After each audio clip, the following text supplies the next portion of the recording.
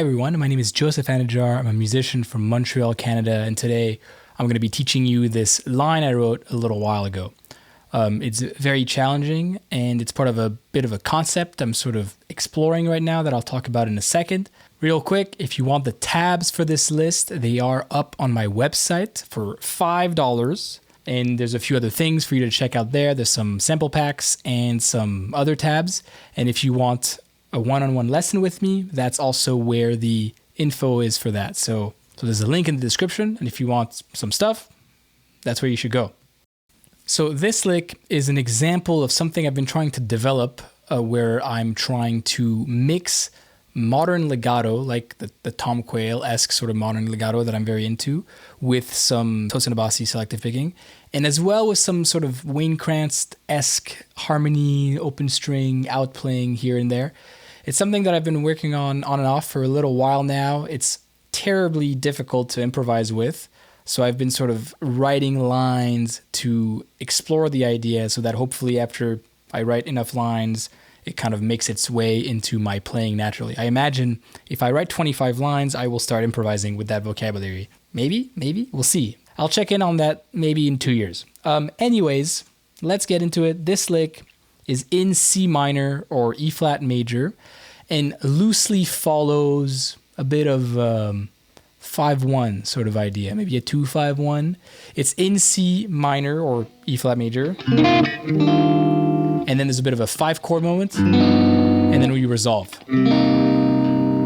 So it should be fairly flexible. You should be able to play it over just C minor or E flat major if you want.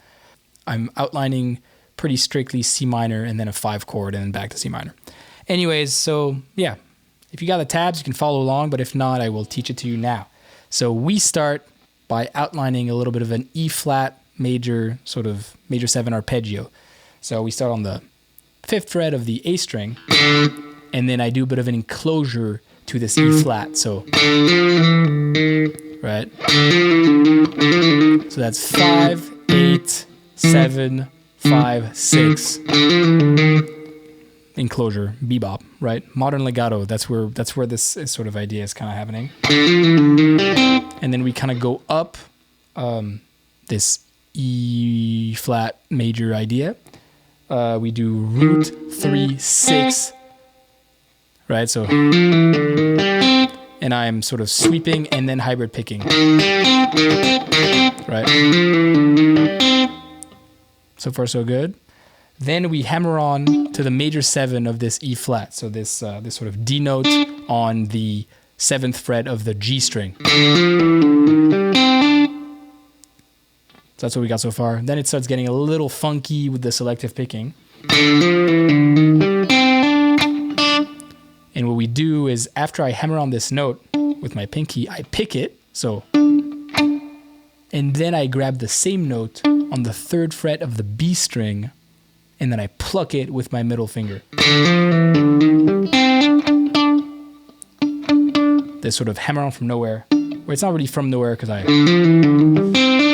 it's from the note before, so we're not quite doing the sort of hammer on from nowhere here, but same idea. So hammer on, pick, pluck. That's the idea. And then we do it again. So it happens twice. Then I throw another note in there.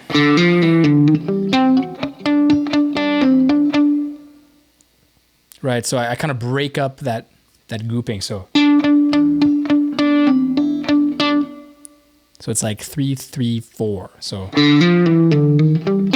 2, 3, 1, 2, 3, 1, 2, 3, 4. It's a little twisty, right? Then I hammer on this next note. Right, so on the 4th fret of the B string. And then we start doing some hammer on from nowhere for real. So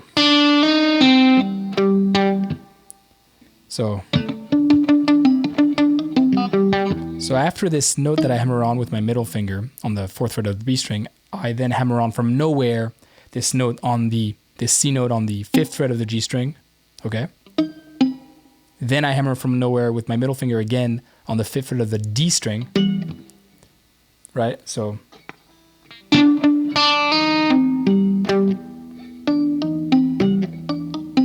right. And then I pick the same note again, and then I plug the open G string. So I get the same note 3 times, but in different articulations, you know what I'm saying? So let's recap for a second.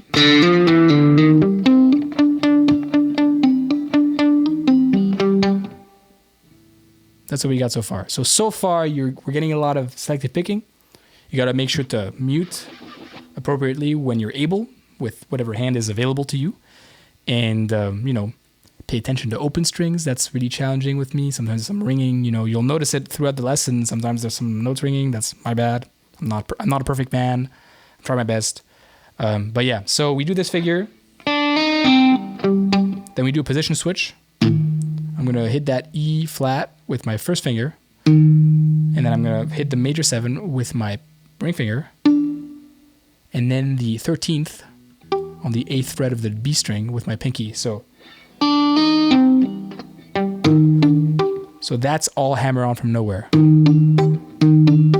That's probably the most challenging part of the line. Matter of fact, that's every time I play it and I mix it up, it's usually this note doesn't really come out. So I've started sort of palm muting less for this note, sort of that kind of brings it out a little bit more. With selective picking, you really have to be conscious of your palm muting, because the timbre of the notes, if you want it to sound like music for ants, or if you want it to sound like a mess of strings that overlap with each other, you kind of, between those two extremes is the music. So you have to kind of be conscious of that and act accordingly and make your own decisions. So in this situation, I decided to let that D note, that major 7, ring out a little bit more, and it's worked well. So, so after that, I pick this 13th, this 8th fret B string note 2 times, right? And then I pull off with my middle finger on the 6th fret of the B string. And then we start getting a little funny again. This is where the lick kind of gets weird, actually. So in my head, at this point is where I start outlining the 5 chord, the altered 5 chord. Except I'm kind of playing outside the altered scale right away. So I'm doing a little bit of a passing tone with this 13. The E string on this 5 chord is a 13. So maybe it's like a 13 flat 9, like a diminished sort of idea.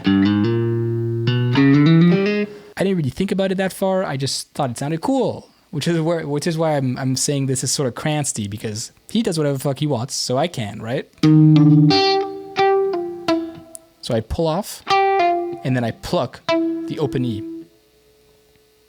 And that is that 13th that is outside the key, kind of. So I guess this, with the E, it kind of ends up being a little bit more diminished, but after that, we go back to sort of an altered tonality. Anyways, you guys don't care about the theory. Let's kind of stay focused. Then I hammer on the 3rd fret of the E string, the 4th fret of the B string, and the 6th fret of the G string. So, and then I pick that note of the G string, right? Again, hammer on from nowhere and then pick. And this is a figure that I do a lot, actually. So you can kind of practice that. It's a cool group of 5. Yeah, so I pick that note again. Then I plug the E string again. And then I start doing a bit of major 7 sharp 5 arpeggio. So 6th fret, 7th fret, pull off to the 3rd fret. And then I go down the major 7 sharp 5 arpeggio. Right, like this idea. And then I do some chromatic passing tones down the scale, right? So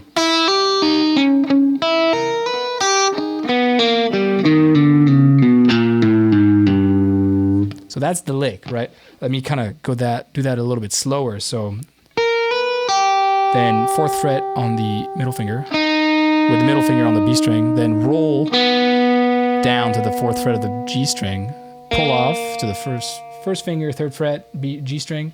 Then we have the sharp 5 on the 5th fret of the D string, and then this note, the 3rd of this chord.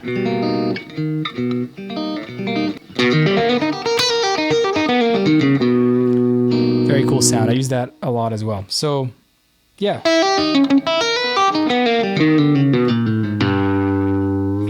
And then when we get to that 5th of the next chord, the 5th of the C minor resolution, that's beat 1 of the last bar. So it's a nice sort of 3-bar sort of idea. 4 bars if you play it in triplets.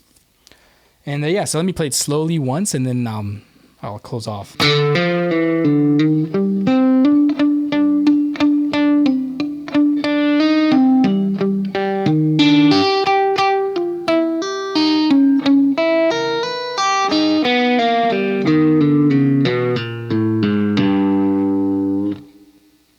Cool. So a couple things to keep in mind once you can sort of play it. First thing you'd want to do is play it in triplets and in 16th notes, right? If you're used to playing like taka taka taka taka taka taka, try to play it in taka ta taka ta taka ta taka ta. Because where the beat is will displace, and it's gonna have you feel it a little bit differently, which is a good idea. And then after that, you can play it starting on the upbeat, on the 2nd 16th, on the 2nd triplet, stuff like that. You want to be flexible with your lines in sort of a time-feeling way. It doesn't matter if the resolution happens in the wrong place when you're practicing it a 16th note delayed. The point is that you're able to feel it in different grids. After that, I would try it to do it in different keys, but you will have to adjust some stuff for the open string. Sometimes you won't, sometimes you will. It's already out in C minor, so it might not be out in other keys, right? If I put it in D minor, it might not be out.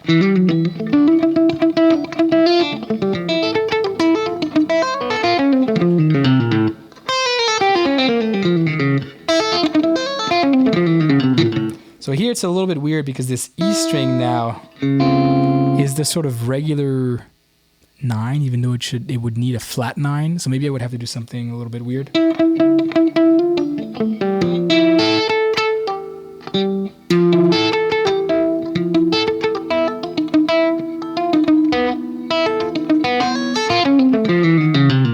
It works over the... But then here it gets a little weird. Anyways, the point of making this sort of Krantz-esque is that if the open strings are wrong, that's fine, because he does that shit all the time, and I love it. So if I love it when he does it, I should be okay with it when I do it, right? Once again, if you want to check out the tabs for this, it's up on my website for $5. I would really appreciate it if you checked it out. I remade all my lesson infrastructure there as well. So if you want to get some one-on-one lessons with me, it's going to be through that website. And yeah, my name is Joseph Anajar. I'm a musician from Montreal, Canada, and I'll see you guys in the next one. Happy practicing.